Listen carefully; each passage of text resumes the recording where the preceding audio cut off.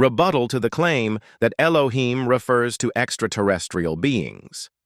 The argument that the Hebrew word Elohim in the Bible refers to extraterrestrial beings, such as the Anunnaki, rather than a singular divine creator, relies on selective interpretations of biblical texts and ancient mythology. While the theory is intriguing, it overlooks key linguistic, cultural, and historical evidence that supports the traditional understanding of Elohim as a term for the singular God of Israel, used within a monotheistic framework.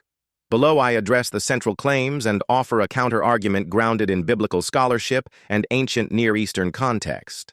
Linguistic analysis of Elohim. The claim hinges on the fact that Elohim is grammatically plural in Hebrew, suggesting it refers to multiple beings. However, this ignores the well-established use of the pluralis majestatis, majestic plural, in Hebrew and other Semitic languages. This linguistic convention uses plural forms to denote grandeur or authority for a single entity. In Genesis 1:1, the verb bara, created, is singular, indicating that Elohim refers to one being despite its plural form. This pattern holds consistently across the Hebrew Bible, where singular verbs accompany Elohim when referring to the God of Israel. The plural pronouns in Genesis 1:26, "Let us make man in our image," do not necessarily imply multiple gods. Jewish and Christian scholars have long interpreted this as God addressing a heavenly court of angels, or as a form of divine deliberation, reflecting the complexity of God's nature. For example, Psalm 89:5-7 describes angels in God's counsel, a common motif in ancient Near Eastern literature. The plural verbs in passages like Genesis 20:13 and 35:7 are rare and often debated, but they can be explained as scribal variations or regional linguistic differences, not evidence of polytheism. Contextualizing Elohim in the Hebrew Bible. The theory suggests that Elohim refers to a collective of extraterrestrial beings akin to the Anunnaki of Mesopotamian mythology. However, the Hebrew Bible consistently portrays Elohim as the singular God of Israel when used in the context of worship or creation. In Deuteronomy 6:4, the Shema declares, "Hear, O Israel, the Lord our God, the Lord is one." This foundational statement emphasizes monotheism, distinguishing Israel's faith from the polytheistic beliefs of neighboring cultures. The use of Elohim for entities like judges, Exodus 21:6, or spirits, 1 Samuel 28:13, reflects its broader semantic range in Hebrew, where it can denote authority or power, not just deity.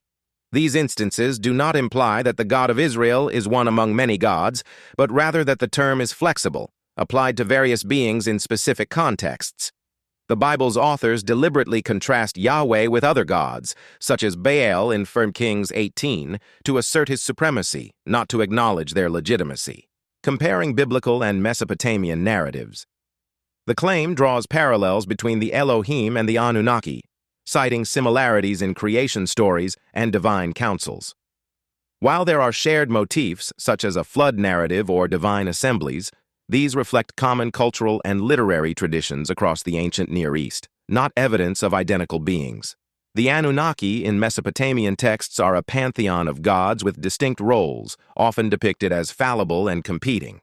In contrast, the Hebrew Bible presents Yahweh as uniquely sovereign, with no equal among other deities, Isaiah 44:6.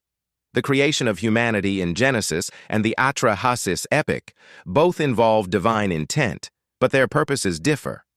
Genesis portrays humankind as created in God's image for stewardship, Genesis 1:28, while the Atrahasis epic describes humans as laborers for the gods.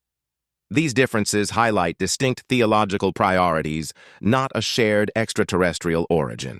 The Tower of Babel narrative and its Mesopotamian counterpart in Enmerkar and the Lord of Aratta share the motif of language confusion, but this likely reflects a shared cultural memory of linguistic diversity, not evidence of extraterrestrial intervention. The extraterrestrial hypothesis and biblical technology.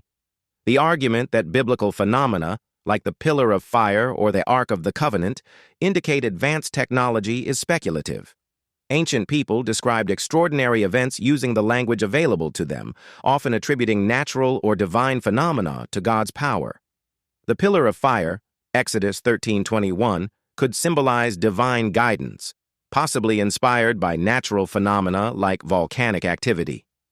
The ark's deadly power, 2 Samuel 6:6-7, aligns with ancient beliefs about sacred objects, not necessarily advanced technology. Comparing these to modern UAP sightings stretches the evidence, as it imposes contemporary concepts onto ancient texts. The Hindu Vimanas and biblical chariots of fire may share superficial similarities, but they arise from distinct cultural contexts. The Vimanas are part of a mythological tradition with no direct connection to the Hebrew Bible. Assuming they describe the same extraterrestrial craft ignores the unique theological and literary purposes of each text. Theological and cultural implications. The theory posits that theologians obscured the plural nature of Elohim to enforce monotheism. However, the development of monotheism in Israel was a gradual process, evident in the Hebrew Bible itself. Early texts reflect a monolatrous worldview where Israel worshipped Yahweh exclusively while acknowledging other deities, Exodus 23. By the time of the Babylonian exile, Israelite theology fully embraced monotheism, as seen in Isaiah 45:5. This evolution reflects cultural and religious priorities, not a conspiracy to hide extraterrestrial truths. The claim that the Elohim were flesh and blood extraterrestrials shaping human history assumes a literal reading of mythological texts. Ancient cultures used stories to explain their world, blending historical memory with theological meaning. Interpreting these as evidence of extraterrestrial beings overlooks their symbolic and cultural significance. Conclusion. The idea that Elohim refers to extraterrestrial beings, such as the Anunnaki, is an imaginative reinterpretation, but lacks grounding in biblical scholarship and ancient Near Eastern studies. The plural form of Elohim is best understood as a linguistic feature, not evidence of multiple gods or aliens. The Hebrew Bible's portrayal of Yahweh as the singular sovereign God aligns with Israel's monotheistic theology, distinct from the polytheistic frameworks of neighboring cultures. While parallels with Mesopotamian texts exist, they reflect shared cultural motifs rather than a unified extraterrestrial narrative. The Bible's accounts of divine phenomena are better understood as theological expressions of God's power rather than advanced technology. This perspective preserves the mystery of the sacred while grounding our understanding in the historical and cultural context of the ancient world.